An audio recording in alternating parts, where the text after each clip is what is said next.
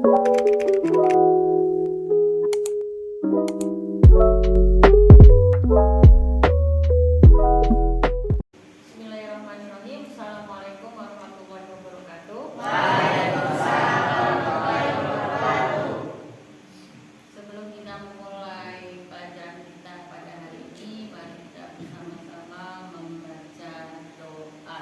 Yuk, Bismillahirrahmanirrahim.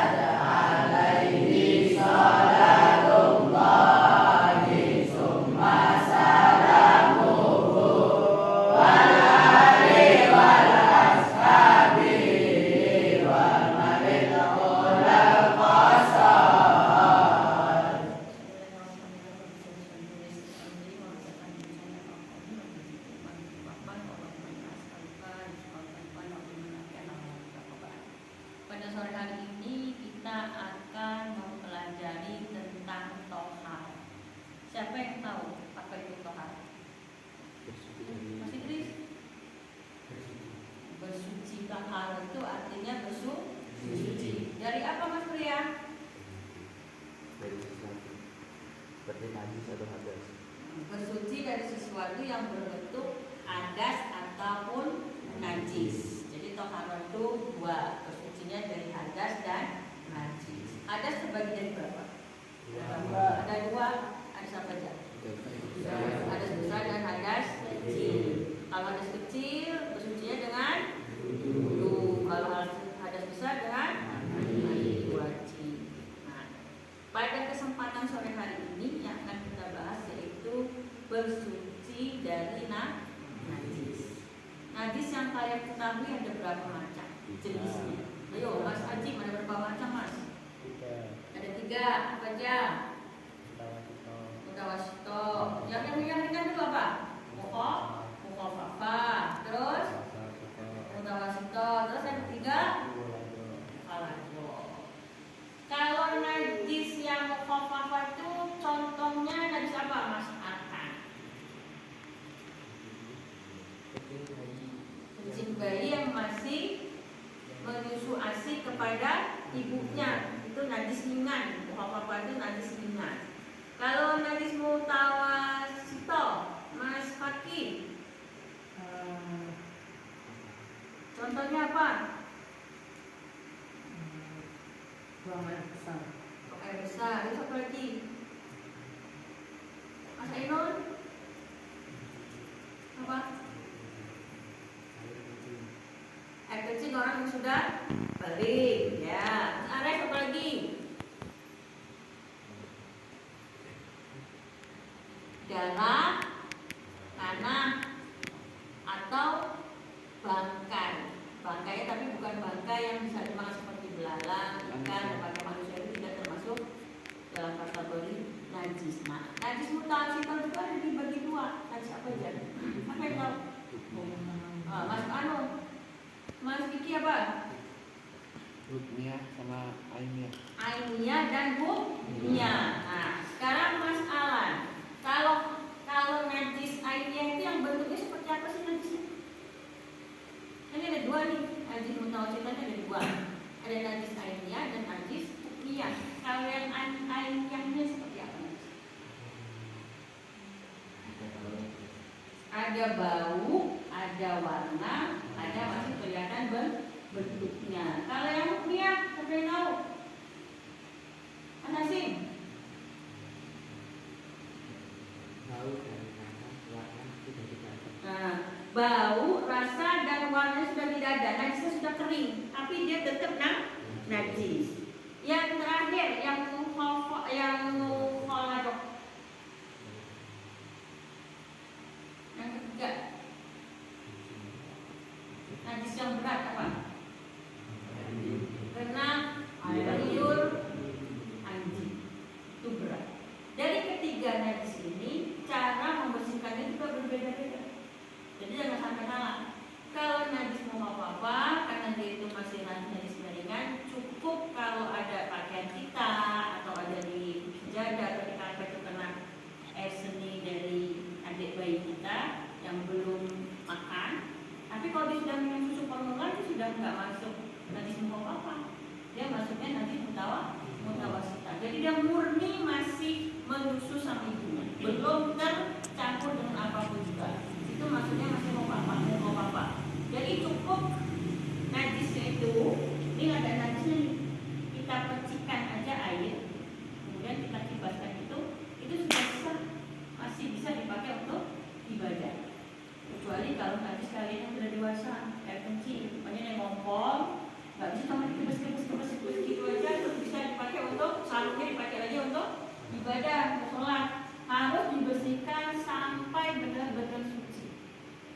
Jangan kayak najis mutawasita karena sudah masuk ke dalam najis mutawasita. Jadi bau, rasa, dan warnanya itu sudah hilang. Kalau najis mukhaladhah yang berat itu dibersihkannya harus sebanyak 7 kali disucikannya. Dan salah satu untuk mensucikannya itu harus dengan menggunakan tanah atau debu. Tidak boleh diganti dengan yang lain. Tidak boleh diganti sabun, tidak boleh diganti dengan deterjen atau dikasih disemprot pakai parfum, sudah hilang, enggak sah. Begitu juga kalau banyak kalian ada yang ngompol, kemudian cukup disiram biar nggak hilang baunya, semprot pakai parfum sebotol, tetap nggak sah. Karena dia bentuknya najis, sama kayak yang mbak-mbaknya yang putri. Mungkin halangan tanpa terasa, tanpa diketahui, kemudian roknya tembus, ada darahnya. Itu nggak bisa cuma dikucek-kucek, disemprot pakai parfum. Dia tetap najis, kenapa? Darah itu payah untuk hilang, ya kan? Jadi harus hilang bentuknya, nggak kelihatan lagi itu semerah-merah darahnya, juga tidak lagi ke bau amis. Darah itu kan baunya amis kan? Kalau rasa nggak mungkin dirasain, ya. Kalau kita melihat warnanya sudah tidak ada lagi. Kemudian ada najis yang bisa dimaafkan. Apa namanya sih? Bisa apa? Apa yang tahu? Mas Haji? Mbak-mbaknya ada yang tahu nggak? Najis makfu, najis yang bisa dimaafkan. Contohnya apa? Mas Bayu? Contohnya apa? Najis makfu. Apa? Enggak, orang cicak itu nggak bisa deket-deket, harus disingkirkan. Apa? debu, keringat. Kita ini sekarang kan berkeringat, tapi masih diizinkan untuk bisa soalnya kan nggak kelihatan. Ya kan bentuk najisnya tidak kelihatan. Teman kalau yang punya aroma tubuh yang tidak enak, yang terbiasa nyenyak, pasti kecium baunya, bau keringatnya. Tapi kan itu bukan najis yang memang harus kita mandi atau berwudu atau segala macam, najis yang bisa dimaafkan. Atau kita kadang kita mau pergi ke masjid gitu, jalan becek, kemudian ada motor yang lewat kemudian nyiprat ke kita. Kita sudah ngambil wudu nih, baju kita sudah bersih. Itu bisa dimaafkan karena kita tidak tahu kan air yang terciprat kita itu airnya bentuknya najis atau bukan. Nah itu bisa dimaafkan. Atau kena orang motong ayam nih, potong ayam lari-lari ayamnya kemudian ada darahnya sedikit kena ke kita, bentuknya sedikit tapi kita tahu itu ada darah, itu bisa dimaafkan karena kemungkinan untuk terlihatnya itu sangat sedikit sekali. Nah itulah ketiga macam najis yang wajib kita ketahui. Kenapa kita harus mengetahui itu? Kenapa? Karena kesempurnaan ibadah kita itu tergantung dari bagaimana. Sebotol nih, tapi caranya salah, nggak diterima ketika kita beribadah. Kayak kalian sudah balik nih, minggu basah, terus itu mandi junub, tapi mandinya tidak tahu, menjebak, kosok, habis sebotol sabun. Yakin bersihnya, yakin sucinya yakin nggak? Karena setiap kali bertohara itu punya syarat dan ketentuan. Seperti sama kita dalam membersihkan najis. Kalian sudah tahu bagaimana apa itu najis, bagaimana cara mensucikannya. Sudah pernah mempraktekkannya belum? Belum. Nah, untuk lebih jelasnya, mari sama-sama Ibu akan kasih tutorial sederhana bagaimana cara kita membersihkan najis agar kita tidak salah. Nanti yang najis ringan kena adik bayi, sibuk dicuci-cuci. Sementara yang kena darah cuma disemprot-semprot pakai parfum. Apalagi kena air liur anjing, akan nggak kelihatan kering. Semprot-semprot kan nggak kebauan. Gak tahu itunya salah kan? Itu harus 7 kali. 7 kali itu salah satu aja, nggak 7-7-nya pakai tanah. Salah satu dari 7 kali kita mensucikan itu salah satunya dibasuh pakai tanah, kemudian baru kita basuh lagi. Sudah siap mau melihat tutorialnya? Ya, yuk kita mari sama-sama ke situ tempat kita ngambil wudhu. Kita akan tutorial bagaimana cara membersihkan najis satu persatu. Yang pertama kita akan membersihkan najis muhafafah. Ini ecaknya apa ya? Karena ini tutorial, kita anggap ini ada najis muhafafah, yaitu ada air kencing adik bayi di sini. Cara membersihkannya yaitu kita cukup memetikkan air di tempat yang ada najisnya, ada air kencingnya itu. Nah seperti ini, dan sudah kita rasa dia hilang, nah, maka sudah selesai dan ini bisa kita pergunakan. Yang kemudian yang berikutnya najis mutawasita. Mutawasita itu najis yang sedang. Misalnya ini ada darahnya banyak. Nah, kita bersihkan dulu darahnya dari bentuknya, dari warnanya, biar bersih. Kita kasih sabun, biar hilang darahnya. Kita kasih sabun, biar hilang darahnya. Kemudian kita cuci bersih. Bila sudah hilang darahnya atau nanahnya, baru kita cucikan pakai air yang suci.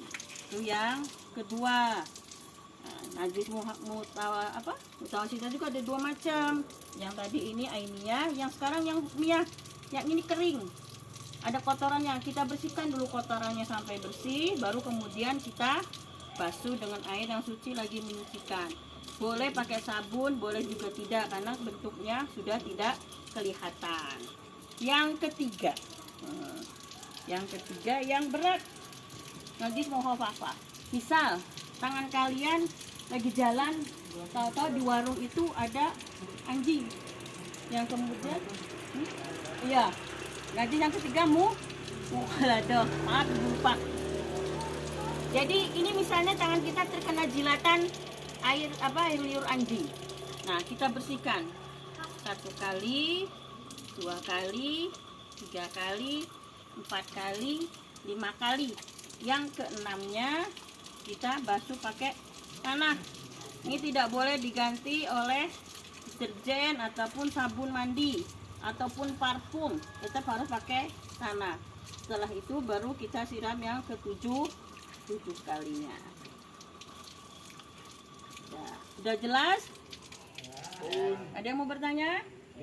Nah, terima kasih. Semoga tutorial tadi dan pelajaran yang kita pelajari pada hari ini bermanfaat untuk kalian semua dan kita dapat bersuci sesuai dengan ketentuan syariat agar ibadah kita menjadi sempurna.